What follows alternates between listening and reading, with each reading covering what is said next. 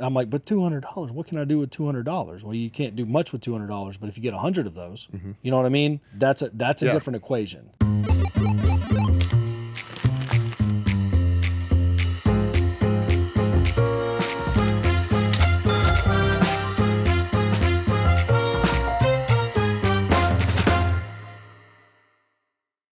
When I was in the oil field and I was out in the field, I'm not faulting anybody.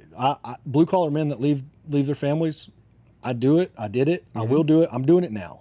I'm not faulting any of it. You have to do that. That's part of the process.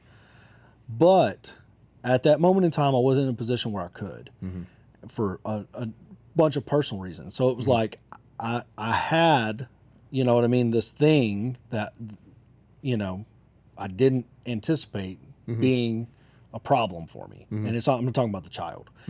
So you know, that was the first obstacle. It really wasn't getting laid off. Getting laid off happens all the time in the oil field.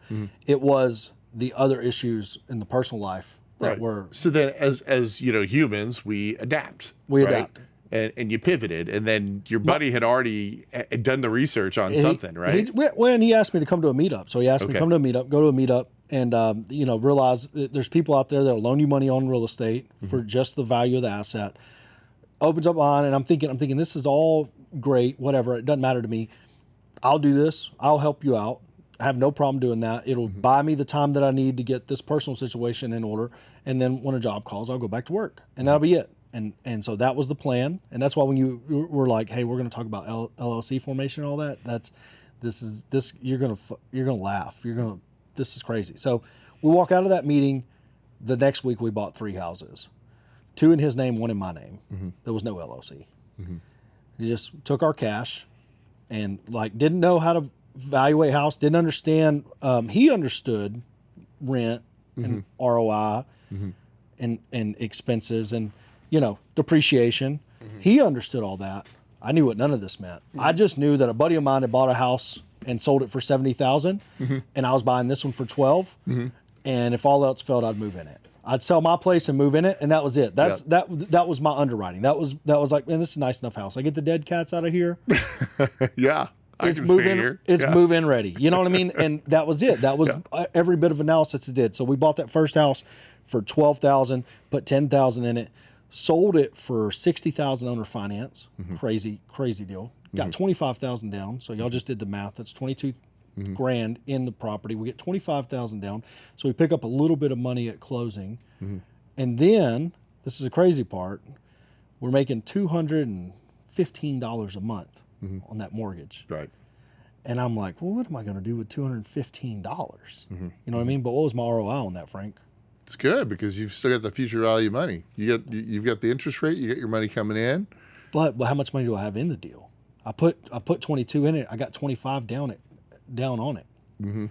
So what's my ROI? So you're flat, and you just own the property. You're just collecting that. You're just collecting that check. Infinite. Yep. And I remember how bad I felt when I did that. When we did that first deal and got it across the finish line, I was like, we did terrible on that. And my business partner told me at that time. He said, no, we didn't. He goes, we have $0 in a deal that's going to pay us $215 a month for the next 30 years. You just won. You know what I mean? Like that. I'm like, but $200, what can I do with $200? Well, you can't do much with $200, but if you get 100 of those, you know what I mean? That's a different equation. Yep. So anyways. That's cash flow. You bought cash flow.